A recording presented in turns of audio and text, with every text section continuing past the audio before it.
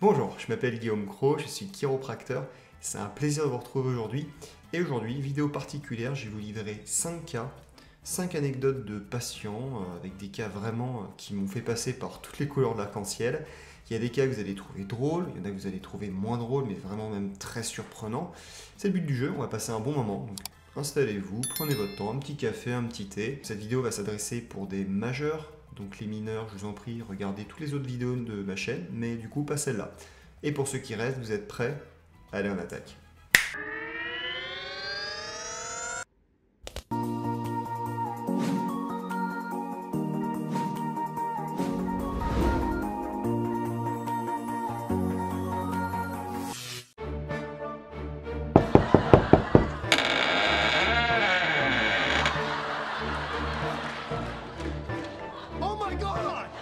Ce qui nous amène au premier cas de patient.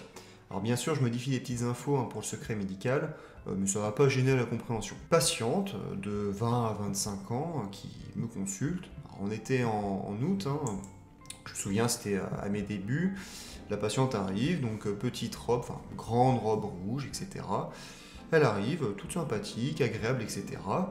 Alors naturellement, je fais mon boulot, je lui pose des questions, son motif de consultation, je fais ce qu'on appelle l'anamnèse, et après l'anamnèse, j'ai déjà des petites pistes diagnostiques. Mais encore faut-il les confronter à un examen clinique. Du coup, les consultations, les examens cliniques se font en tout cas en sous-vêtements, c'est important d'avoir toutes les infos pour poser un diagnostic.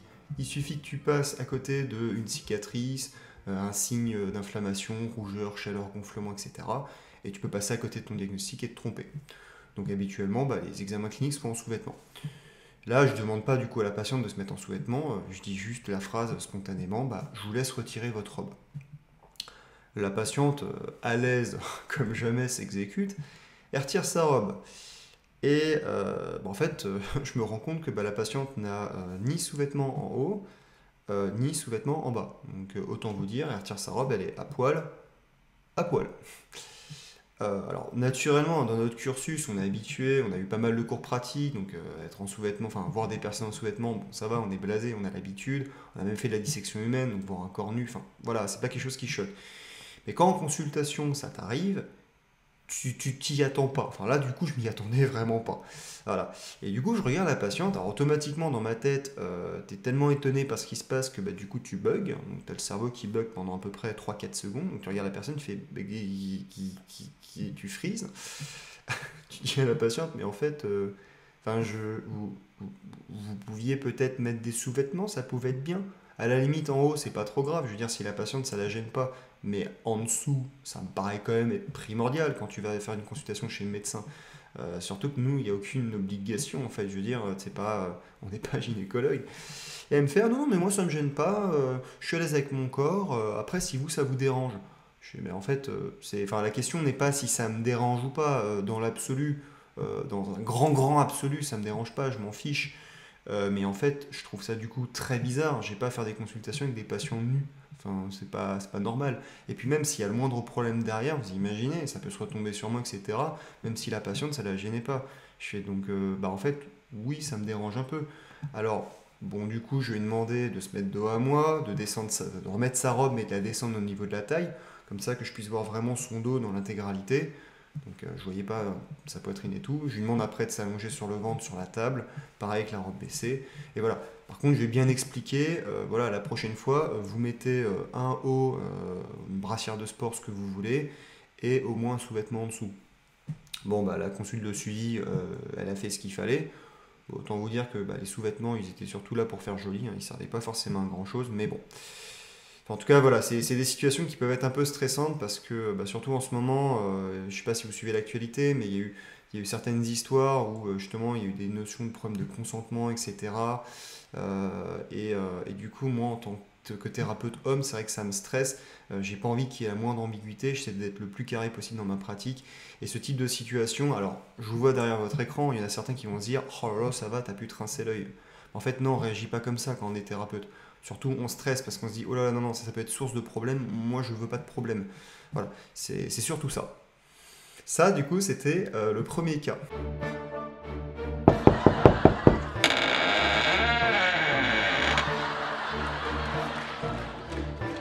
Oh my God! Ce qui nous amène au deuxième cas. Alors là, on passe du coq à l'âne, hein, ça n'a rien à voir. Je ne crois pas forcément à tout ce qui est énergétique, thérapie énergétique et tout. Ça, à la limite, c'est mon avis, ça n'engage que moi. Pour autant, je pense qu'on dégage quelque chose, on dégage une impression. Hein. Moi, par exemple, avec un peu d'expérience, quand il y a des patients qui ont des pathologies graves, des maladies dégénératives, etc., même si purement visuellement ça ne se voit pas quand le patient arrive en salle de consultation, je sens qu'il y a quelque chose qui ne va pas forcément bien, qu'il y a quelque chose, en tout cas, qu'il y a une pathologie, qu'il y a quelque chose de sous-jacent. Pareil, quelqu'un qui fume, même qui fume depuis très longtemps, même s'il n'y a pas l'odeur de la cigarette, tu sens quelque chose. Voilà.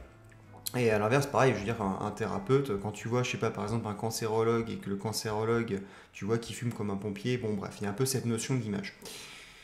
Et là, j'ai un patient qui arrive, je dirais, entre 30 et 40 ans, voilà, il arrive dans la pièce, et je sais pas, il dégage quelque chose. Il y a un truc, je me dis, à mon avis, avec ses chocs à pic le matin, il met pas forcément que du lait. Bref, mais en tout cas, moi, mon rôle de thérapeute, c'est pas de juger, je suis pas là pour juger, je suis là pour aiguiller et donner les clés pour solutionner le problème du patient. Voilà, dans l'idée, c'est ça. Le patient arrive, je suis ma petite anamnèse, je pose mes petites questions, voilà, est-ce que tu bois assez d'eau, est-ce que tu dors assez, etc. Enfin, je les vous vois. Et vient le moment où je parle des substances illicites. Alors, je vais imager un petit peu mes propos, sinon YouTube va me cartoucher. Je lui demande du coup, est-ce que vous fumez? Il me fait oui, un petit peu, quelques cigarettes par jour. Bon, jusque-là, ça va. Hein. Et je lui dis, est-ce que vous consommez du coup des substances illicites? Et là, le patient il me fait oui. Alors moi, j'ai l'habitude, hein, là j'avais quand même assez bien roulé ma bosse. Je dis au patient, bon bah j'imagine que c'est l'herbe, etc. Hein. Voilà, j'image un peu. Le patient me fait, ah non, non, c'est pas de l'herbe. Je fais, mais dans ce cas, quoi? Il me fait, bah tout le reste. Et quoi? Tout le reste? C'est-à-dire? Et alors là, le monsieur, il m'a fait une liste exhaustive. J'ai découvert des mots. En fait, j'ai eu l'équivalent d'une masterclass sur les substances illicites. Il m'a expliqué qu'il prenait telle substance combinée à telle substance pour éviter les effets secondaires de telle substance. C'était Heisenberg. C'était un mélange entre Pablo Escobar et Heisenberg. Le corps de ce monsieur était une pharmacie. Je précise, hein, ce monsieur, il m'a dit qu'il était très heureux dans sa vie et que s'il consommait du coup ces substances illicites, c'était uniquement, je cite, pour kiffer sa life. Fin de citation. Voilà, c'était vraiment purement récréatif, c'était pas pour pallier à un problème. Bref. En tout cas, du coup, j'étais un peu embêté parce que le patient il consultait pour des douleurs, il me semble, thoraciques, donc au niveau du thorax, transfixiante, hein, qui traverse le thorax un peu comme un coup de poignard. Il avait l'impression que c'était un problème cardiaque, il savait pas trop. Ça faisait quelques années qu'il allait plus voir son généraliste parce que son généraliste, de ce qu'il m'expliquait, le jugeait. En fait, il lui donnait pas des conseils, mais il le jugeait, limite il l'engueulait au niveau de ces substances illicites. Ça, à la limite, c'est pas bon. Enfin, ça, c'est le problème du généraliste et de son rapport avec le patient. Mais voilà, du coup, j'ai aucun compte-rendu de tout ce qui est cardio-pulmonaire, etc. Et moi, je suis obligé de savoir si son problème provient de quelque chose qui est dans mon champ de compétences ou pas. Parce que si c'est un problème cardiaque, cardio-pulmonaire, je vais être triste pour le patient. Si c'est vraiment quelque chose d'extrêmement grave, je vais peut-être réussir à le voir avec mon examen, mon auscultation cardio-pulmonaire. Pour autant, je ne suis pas cardiologue. Hein. Moi, juste, j'ai un rôle de triage, savoir si je peux le prendre en charge ou pas.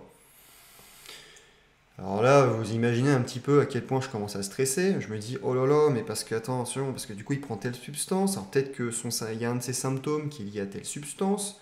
Peut-être que c'est un effet secondaire d'une substance. Peut-être que c'est une interaction entre la substance A plus la substance B. Et puis, hein, quand je vous dis que ce monsieur, c'était Pablo Escobar, je vous promets que son corps, c'était loin d'être une boutique nocibé. Hein, là, on était vraiment sur une pharmacie. Bref, chez mon auscultation cardio-pulmonaire, alors je vois des petites choses, mais encore une fois, je ne suis pas cardiologue, je généralise, donc je vois des choses, mais à mon sens, rien de suffisamment grave, en tout cas pour justifier les symptômes qu'il a. Donc pour moi, ce qu'il avait, en tout cas, comme douleur, c'était purement quelque chose de thoracique, quelque chose qui était dans mon champ de compétences. Mais après, attention, hein, il y a certaines substances qui, du coup, me limitent dans mes pratiques. Par exemple, si le monsieur, il est habitué à faire de la cuisine avec de la farine un petit peu modifiée, hein, et pas de la farine pour faire des gâteaux, si vous voyez ce que je veux dire, et ben moi, fatalement, je pourrais pas lui manipuler le cou, parce que ça fragilise un petit peu la paroi des vaisseaux sanguins. Donc déjà, ça diminue un petit peu mon éventail thérapeutique. Bon, du coup, je me dis, mais qu'est-ce que j'ai bien pouvoir lui faire à ce monsieur? En plus, il prenait des traitements qui agissent sur la coagulation du sang, qui fluidifient un petit peu son sang. Parce qu'en plus, il avait des traitements médicamenteux. Enfin, vraiment compliqué. Je lui dis, si je masse un peu trop fort, il peut saigner. Enfin, bref, du coup, je me dis, mais qu'est-ce que je vais pouvoir lui faire? Je lui ai fait un traitement musculaire, mais le plus doux du monde. J'ai été, mais archi précautionneux. J'ai vraiment fait le minimum syndical. En tout cas, du coup, en exposant le patient aux risques le plus faible possible. Vous voyez, j'en perds même mes mots, tellement j'étais vraiment pas serein. Le patient va un peu mieux après la consultation, et il me dit, bah super, on va faire le suivi dans 3 4 jours.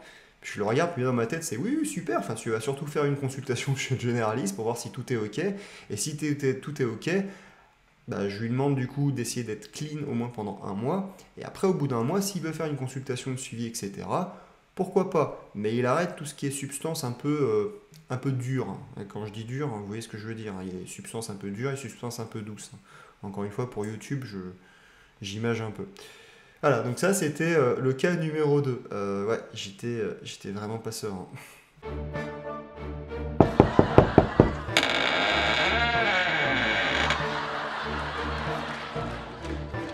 Oh my god! Ce qui nous amène au troisième cas. Alors, je suis déjà à moitié en train de rigoler parce que je m'en souviens très bien et je trouve ça quand même assez drôle. Bon, je vous apprends rien, je suis youtubeur. Donc, pour moi, c'est une énorme communauté que j'ai. 15 000, c'est énorme. À l'échelle de YouTube, c'est rien du tout, c'est une poussière, hein. On est habitué à avoir des millions de vues, des millions d'abonnés, etc. Et du coup, ça m'arrive quand même parfois, ça commence un peu à s'accentuer, mais ça m'arrive parfois d'avoir des situations, mais qui sont des situations qu'ont uniquement les gros youtubeurs. Je vous explique. J'ai une patiente qui prend rendez-vous sur Doctolib. Alors vous allez me dire, oh là là, tes anecdotes, c'est toujours des patientes. C'est pas vrai, juste avant c'était un monsieur. Mais c'est vrai que proportionnellement, j'ai plus de patientes que de patients. Bref, elle prend rendez-vous sur Doctolib, elle met comme localisation de douleur autre. Sur Doctolib, j'aime bien orienter un peu pour que les patients choisissent un peu l'endroit où ils ont mal. Voilà. Elle met autre. Donc pour l'instant, à ce stade-là, j'ai aucune idée de la raison pour laquelle la patiente vient. Je viens la chercher en salle d'attente, elle me regarde, elle rougit un petit peu. Bon, ok, je dirais, elle rencontre quelqu'un qu'elle connaît pas, ça peut être normal. Bref. Je fais rentrer la patiente en salle d'attente, enfin en salle de consultation. Je lui pose des petites questions usuelles, sport, hydratation, antécédents médicaux, etc. Elle répond, voilà, avec une petite voix, mais elle répond. Et du coup, je lui dis, bon, bah maintenant, quelle est la raison pour enfin, quel est votre motif de consultation? Pourquoi est-ce que je vous vois aujourd'hui? Et alors là, la patiente, elle me regarde, elle devient mais rouge comme une pivoine, mais vraiment un feu rouge, quoi.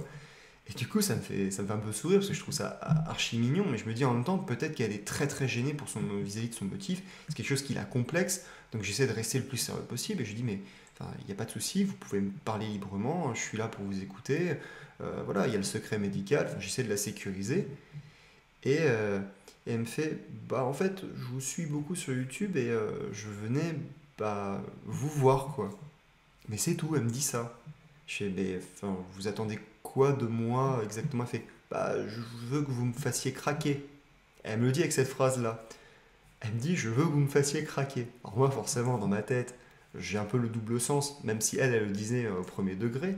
Et je la regarde, je dis, mais vous voulez que je vous fasse craquer? En la regardant dans les yeux, donc là, la fille, elle rougit, mais c'est limite si elle bleuit pas.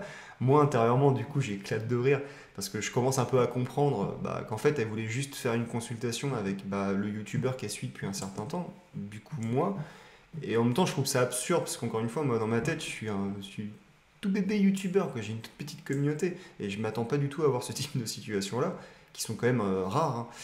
Et du coup, bon, je lui tends une petite porte de sortie, je lui dis, j'imagine que vous êtes là pour une consultation de prévention, on fait un check-up un peu global de la colonne vertébrale, du corps, il n'y a pas forcément de douleur qui se dégage en particulier. Elle fait, oui, oui, oui, c'est tout à fait ça, c'est tout à fait ça. Du coup, je lui ai fait la consultation, elle était adorable, on a pas mal discuté, etc. Mais cette situation-là, je voulais vous la partager parce que je trouve ça vraiment, mais fait, je trouve ça trop chou, j'ai trouvé ça trop mignon. Après, ça va, c'était une journée où j'étais pas excessivement chargé.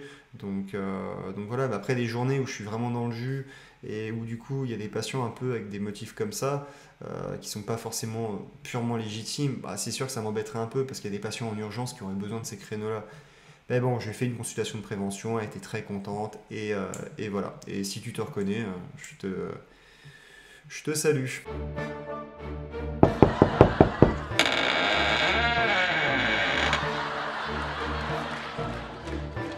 Oh my god!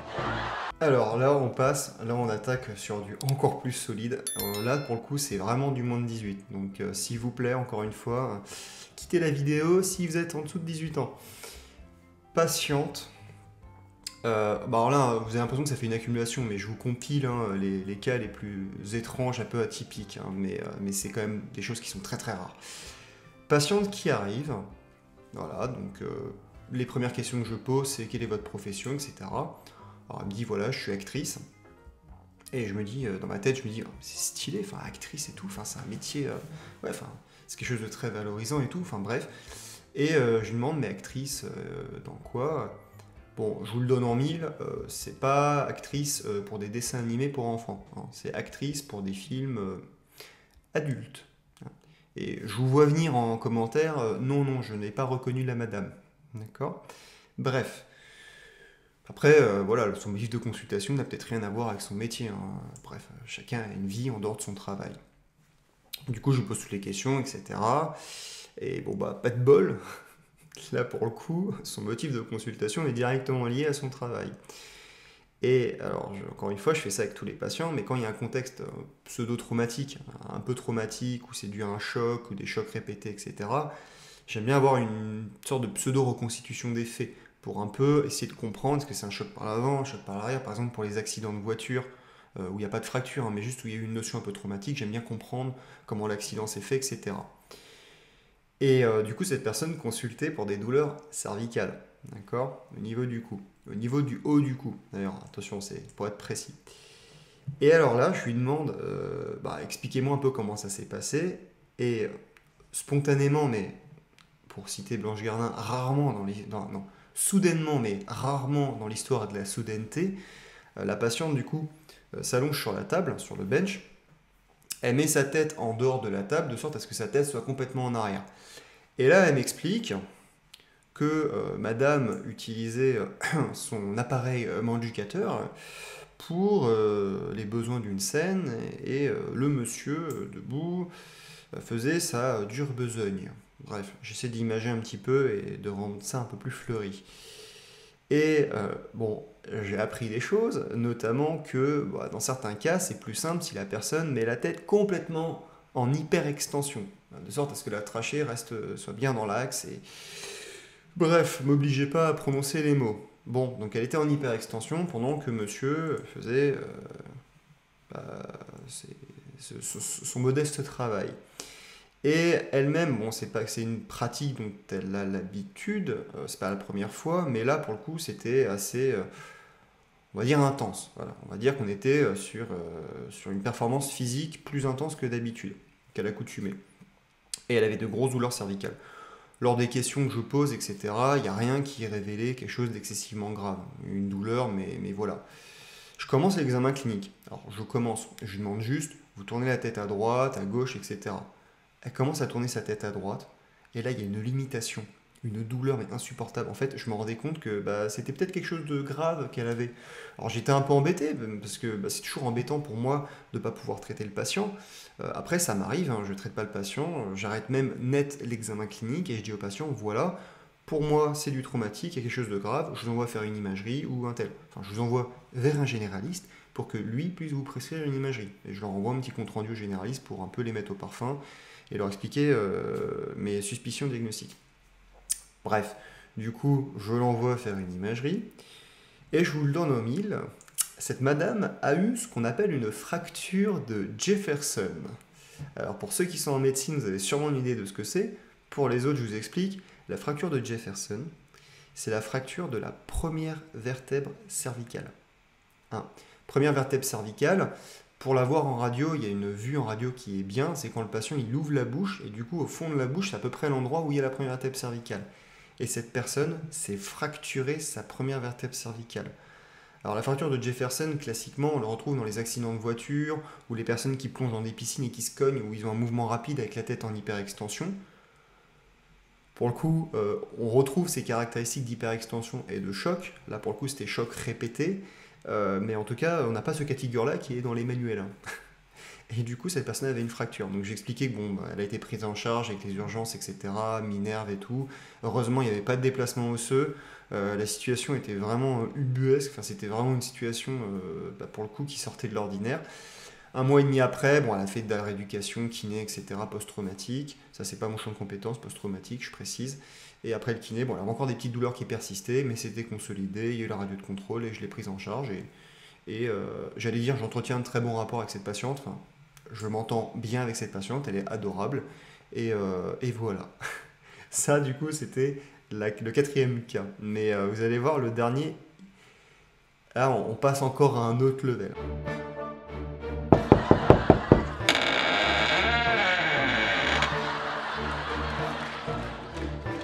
Oh my god! Ce qui nous amène au dernier cas. Félicitations à tous ceux qui sont restés jusque-là. N'hésitez pas à le mettre en commentaire si c'est arrivé jusqu'à ce moment de la vidéo. D'ailleurs, petite anecdote, hein, si vous voyez tout le temps mes yeux qui font ça, c'est parce que j'ai des cils qui sont méga longs. Bon, ça, sûrement ça intéresse personne, mais c'est pas un tic, hein, c'est juste que j'ai les cils qui s'en mêlent. Bref, dernier cas de figure, vous allez voir, c'est vraiment très particulier. Et en fait, ça fait un petit peu écho à l'actualité et tout. J'ai un patient qui arrive, d'accord, en salle d'attente, blablabla, je le prends en charge et tout. Il vient pour des lombalgies, donc des douleurs au niveau du bas du dos. Ok. Donc des douleurs au niveau du bas du dos, ça peut être dû à plein de choses. Ça peut être dû à des douleurs vraiment au niveau de la colonne vertébrale, au niveau des lombaires. Ça peut être des douleurs projetées, donc ça peut être des problèmes viscéraux, hein, les reins, etc. Je sais pas, des problèmes intestinaux qui du coup projettent des douleurs au niveau du bas du dos. Hein, par exemple, les filles, il y a des femmes quand elles ont leurs règles et des règles archi douloureuses, ça peut dans certains cas projeter des douleurs au niveau du bas du dos. Bref. Je fais les antécédents médicaux, la chirurgie, etc. Le monsieur me donne toutes les infos qu'il faut. Bon, je commence à faire mon examen clinique et bon, je retrouve des choses au niveau du bas du dos, certes, qui pourraient expliquer ces douleurs. Mais rien de très très franc et rien qui explique en tout cas vraiment l'intensité de ces douleurs. Mais bon, je vois rien d'excessivement grave, je fais une palpation abdominale classique, hein. J'ai un monsieur en face de moi, donc je fais une palpation abdominale classique, machin, percussion, etc. Palpation, bref. Je vois rien d'un point de vue viscéral, en tout cas, bon, j'ai un monsieur, hein, je fais mon petit truc. Et du coup, je le traite pour la lombalgie. Mais de toute façon, quand je réfère les patients, c'est soit parce que c'est pas mon champ de compétences, soit parce que c'est une urgence, hein, donc pas mon champ de compétences, soit c'est du coup je suis face à un échec thérapeutique, c'est-à-dire que ce que j'ai fait n'a pas fonctionné et auquel cas il faut un avis complémentaire. Ça sert à rien d'être orgueilleux dans le monde de la médecine. Je le prends en charge pour sa lombalgie, je lui traite avec manipulation bas du dos, etc. Machin, amélioration des critères objectifs, le patient bouge mieux, il a un petit peu moins mal, il me le dit un petit peu moins mal, mais bon, à ce stade-là on ne sait pas. Je lui donne le suivi quelques jours après. Le patient il vient quelques jours après, il me fait oh là là, c'est pire. Après la consulte, ça allait un peu mieux, mais là c'est encore pire. Puis je reteste, puis mes tests orthopédiques, mon examen clinique, il ne correspond pas à celui que j'avais il y a quelques jours. Je suis comme ça, je me dis c'est quoi ce bazar? Je comprends vraiment pas. Et puis vous savez, enfin, je sais bien que j'ai pas la science infuse, que je peux pas aider tout le monde, que je peux pas avoir la solution à tout. Mais c'est frustrant. Je prends mon travail à cœur, je fais vraiment le maximum. Et je me dis, mais il manque une information, c'est pas possible. Je suis mauvais. Enfin, ouais, je me dis, je suis mauvais. Et du coup, le patient, je sais pas, on discute un petit peu, parce que ça m'arrive de discuter un peu ouvertement avec mes patients, librement. Et il me fait, oui, c'est vrai que depuis ma transformation. Et puis il me dit ça, oui, depuis ma transformation. Je lui fais, transfo quoi? Il me fait, transformation. Je fais, non, non, non, non, transformation. Comment ça, transformation? Il fait, j'ai, on va dire, embrassé mon plein potentiel. Je fais, non, non, non, non, non, non, c'est pas le moment de faire des belles phrases. Soyez plus direct. C'est quoi votre transformation? Vous avez eu quoi? Il fait, j'ai eu des petites opérations chirurgicales. Donc là, je commence à bouillir, j'ai la température qui monte, parce que ça, pour le coup, c'est quelque chose qui m'énerve. C'est quand on me donne pas toutes les informations. Mais j'essaie de rester poli, mais du coup, je bouillonnais intérieurement. Je fais des opérations, par exemple, chirurgicales, parce que je vous ai posé la question en première consultation. Il fait oui, mais c'est vrai que c'est de la chirurgie, mais j'ai pas jugé ça pertinent pour vous, d'un point de vue médical. Et je lui dis, mais en fait, c'est pas à vous de juger si c'est pertinent ou pas d'un point de vue médical. Déjà parce que vous n'êtes pas dans le milieu médical, et puis même, genre même moi, quand je vais voir un thérapeute, je lui fais confiance. S'il me pose une question que je pense que c'est pas pertinent d'un point de vue médical, je vais quand même faire un effort et lui répondre. Hein, j'ai pas la connaissance ultime. Et ce monsieur, en fait, eh ben, il était une madame avant, hein, donc j'étais face à un transsexuel. Alors, je suis pas forcément très à l'aise avec ces mots, je fais peut-être des erreurs dans les mots que j'emploie, hein, désolé par avance. Et en fait, ce monsieur, bah, à la base, c'était une madame. En tout cas, transformation très réussie, hein, parce que je me suis fait avoir, mais comme un bleu. Hein. Mais tant mieux, quelque part, hein, c'est le but escompté, quelque part. Et en fait, ce monsieur, eh ben, il avait des douleurs qui étaient causées par des problèmes au niveau de l'abdomen. Hein. Donc moi, je l'envoie faire une petite échographie de contrôle. Mais en fait, ce monsieur avait mal aux ovaires. Et oui, parce qu'il y a eu des opérations en plusieurs phases. Alors, je suis pas du tout chirurgien esthétique, c'est pas du tout mon domaine. Mais en tout cas, on va dire que la plupart de la reconstruction avait été faite, mais il restait un ou deux ovaires. Et en fait, c'était ces ovaires qui faisaient mal au monsieur. Et comment moi je suis supposé savoir que quand bah, j'ai un monsieur en face de moi, il puisse y avoir un problème au niveau de ses ovaires? Surtout qu'on ne me donne pas ces informations-là. Et ça, vous savez, alors ça, vraiment, pour le coup, ça m'a vraiment gonflé. Vraiment, ça, c'est des cas qui me gonflent beaucoup. C'est à un moment donné, je veux dire, il faut faire confiance à son thérapeute. Je suis pas là pour le juger, mais j'ai besoin de ces informations-là. Et ça m'est déjà arrivé. Hein. Vous savez, des patients, je leur demande leurs antécédents, ils me font oh non, non, j'ai rien eu, j'ai rien eu. En général, c'est des patients un peu âgés, qui me prennent un peu de haut parce que je suis jeune, et ils me disent oui, non, non, j'ai rien eu. Un peu en mode vas-y, laisse-moi tranquille avec tes questions, là, fais-moi craquer dans tous les sens, massouille-moi un peu, etc. Autant vous dire, j'ai de plus en plus de mal avec ces patients-là. Et en fait, j'avais un patient comme ça, il m'avait dit qu'il avait aucun traumatisme. Mon examen clinique, etc., ça matchait, il allait un peu mieux. Et puis à un moment donné, pareil, au travers d'une petite discussion, il me dit qu'il a eu un choc sur la tête étant plus jeune, vers 3 4 ans. Il a été dans le coma pendant à peu près un an, etc. Qu'il a fait des radios, qu'il avait une rectitude cervicale, qu'il avait pas mal de choses, etc.